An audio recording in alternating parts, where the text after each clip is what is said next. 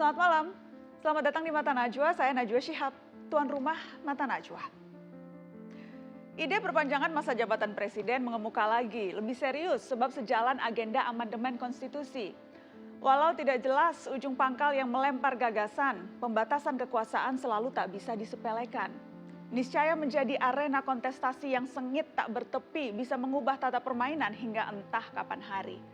Konsekuensinya untuk demokrasi bisa begitu serius, walau jangan-jangan hanya alat pancing yang maknyus. Siapa yang diuntungkan isu 3 periode kekuasaan? Mengapa hal-hal prinsipil masih juga dijadikan permainan? Inilah Mata Najwa, gaduh 3 periode. Demi Allah, saya bersumpah akan memenuhi kewajiban Presiden Republik Indonesia.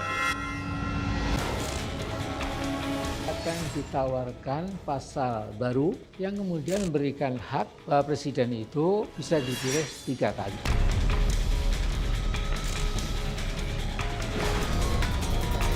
Presiden dipilih 3 periode. 1, ingin menampar muka saya. Saya tegaskan, saya tidak ada niat, tidak ada juga berminat menjadi presiden 3 periode. Konstitusi mengamanahkan 2 periode.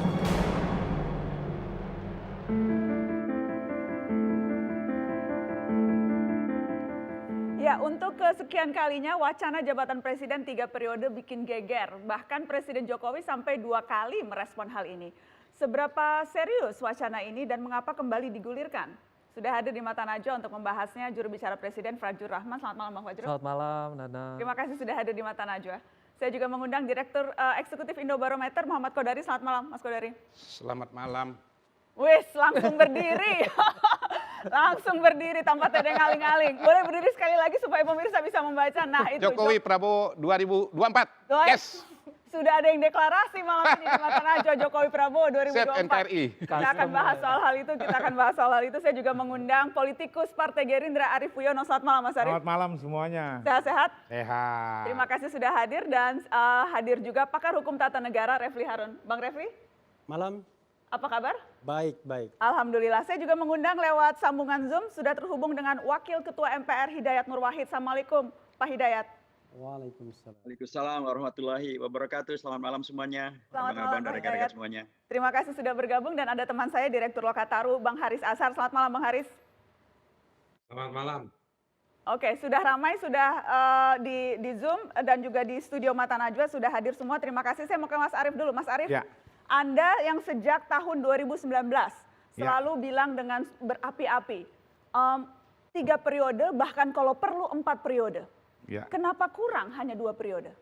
gini Mbak, ya saya itu mengatakan bahwa dua periode itu kurang, itu ada dasarnya. Ya.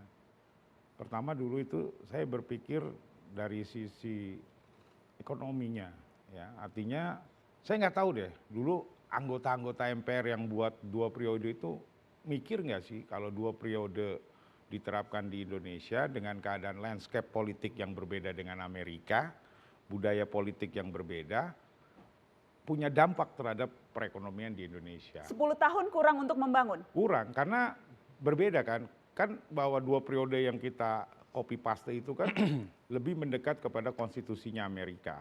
Ya, artinya Amerika cuma 2 partai, dan Indonesia itu partainya berkarung-karung. Habis presiden terpilih dagang kebo.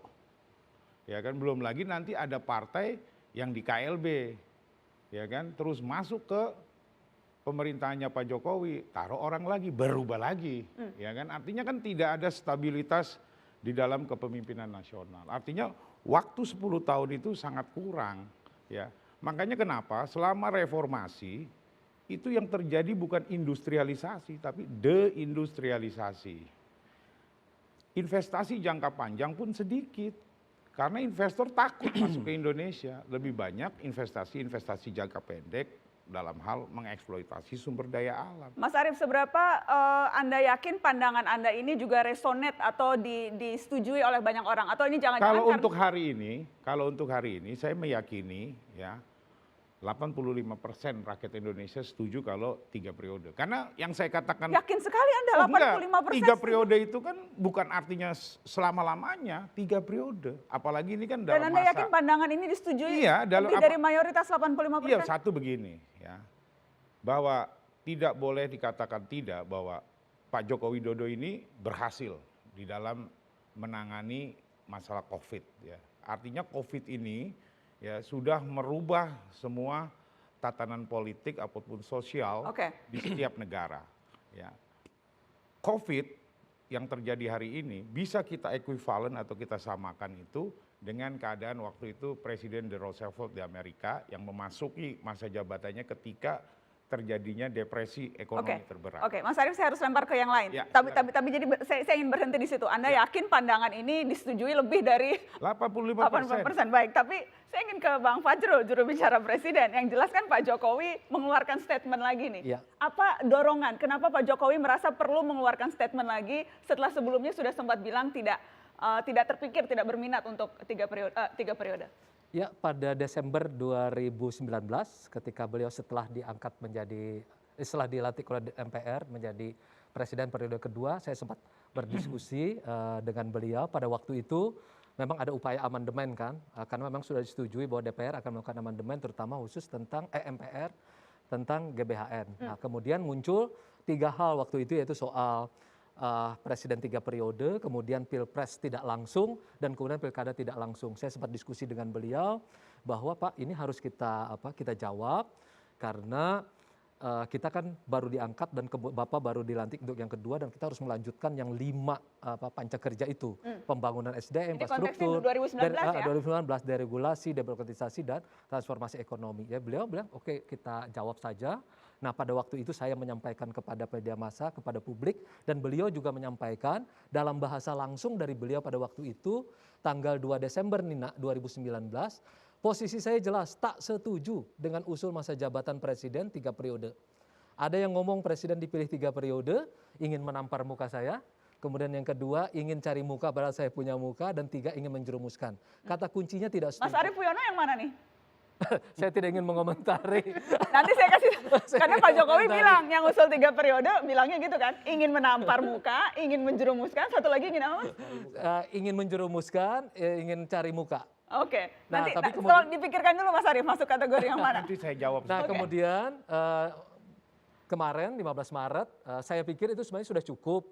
Saya mengatakan bahwa sudah cukup yang dulu dinyatakan, tapi kemudian Presiden ingin menyampaikan lagi, dan sikap saya tidak berubah, tidak ada niat jadi Presiden 3 periode. Kalau yang pertama beliau tidak setuju, yang kedua saya mengatakan tidak ada niat jadi Presiden.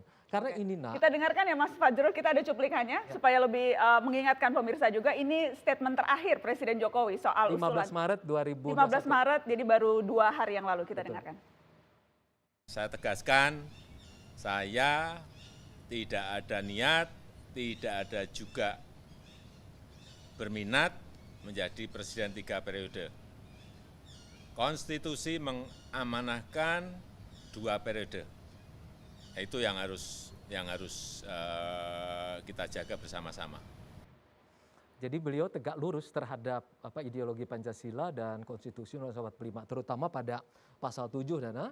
Pasal 7 ini kan jelas banget ini, Presiden dan Wakil Presiden memegang jabatan selama 5 tahun dan sesudahnya dapat dipilih kembali dalam jabatan yang sama hanya untuk 1 kali masa jabatan. Saya membela ini untuk 2 hal. Pertama sebagai staf khusus Presiden bidang komunikasi, sebagai tugas saya. Kemudian yang kedua, karena saya adalah eksponen Gerakan Reformasi 98. Ini adalah masterpiece Gerakan Reformasi 98. Diperjuangkan dengan darah, air mata, penjara, dihilangkan. Ini semuanya. Nah, jadi ini adalah buah dari sebuah perjuangan yang sangat berdarah-darah. Oke. Saya ingin lempar ke Mas Haris Azhar. Mas Haris, kita dengar Presiden Jokowi mengatakan tidak mau, tidak berminat. Jadi sudah selesai persoalankah atau masih ada yang mengganjal? Mas Haris. Saya langsung aja, problemnya kan statement tidak kadang sering berbeda dengan cuaca. Jadi statement pagi hari sorenya berubah. Kemudian juga ada masalah soal memang Pak Jokowinya tidak berminat, tetapi nanti persoalannya kemudian ada satu proses yang bergulir, yang kemudian mengamandemen, lalu melekatkan bahwa harus ada GBHN, GBHN itu harus jangka panjang. Lalu kita juga dengar bisik-bisik udah mulai ramai soal agenda sampai 2045, harus dikawal secara konsolidatif. Lalu di lapangan mulai ada arah untuk memfusikan lewat koalisi-koalisi pada soal partai-partai politik. Jadi ada yang nggak sinkron antara pernyataan presiden dengan proses politik yang terjadi, yang kemudian nanti Jokowi akan bilang bahwa atau nanti bahkan dia juga nanti tetap menolak, tapi tetap didaulat. Ada situasi yang seperti itu. Nah ini artinya apa? Artinya Pak Jokowi harus paham bahwa ini bukan dia seorang diri, tetapi dia merepresentasikan atau dia ada di dalam satu kelembagaan namanya lembaga kepresidenan. Oke. Nanti ada Om Refli Harun yang akan menjelaskan. Dan dua hal ini adalah dua hal yang berbeda. Lembaga ini dia harus contested, jadi harus bisa diuji dan harus bisa dipertarungkan. Oke, Kalau jadi dia digunakan sebagai alat konsolidasi untuk menjaga strategi sampai 2045 atau GBHN atau membiarkan prosesnya, saya pikir ini justru bertabrakan. Seharusnya dia yang memastikan bahwa ayo ada agenda sampai 2045, konsolidasi pembangunan itu juga termasuk dengan pembangunan politik, baik. harus seegaliter mungkin memastikan semua orang bisa berpartisipasi. Bukan semua orang harus mendukung dia, meskipun dia nggak minta, tetapi nanti orang-orang di sebelah di lingkarannya yang mencoba membangun aura itu dan menikmati mengambil keuntungan dari proses jangka panjang. Bagaimana Bang Fajrul? Tidak benar spekulasi liar ini, tidak benar. Kita berpegang saja pada apa yang nyata, yang menjadi pegangan hari ini adalah pernyataan Presiden Joko Widodo sebagai kepala negara sekaligus kepala pemerintahan. Saya pikir itu yang kita pegang pada hari ini, bukan spekulasi liar seperti yang disampaikan oleh Saudara Azhar. Bahwa lingkaran terdekat, kemudian juga tidak bisa hanya dibaca pada satu statement, tapi juga indikasi-indikasi yang lain, itu menurut Anda hanya spekulasi? Tidak ada indikasi. Kita semua setia kepada Konstitusi Undang-Undang 1945, sebagaimana yang dimana beliau bersumpah juga atas nama demi Allah saya bersumpah memegang Undang-Undang Dasar 1945. Kasih pertanyaan. Titik, clear. Nah. Oke, nanti kita akan lanjutkan karena saya juga mau minta pandangan dari Mas Refli Harun dan juga Mas Kodari, dan kita juga ada Wakil Ketua MPR. Setelah pariwara kita akan kembali sesaat lagi.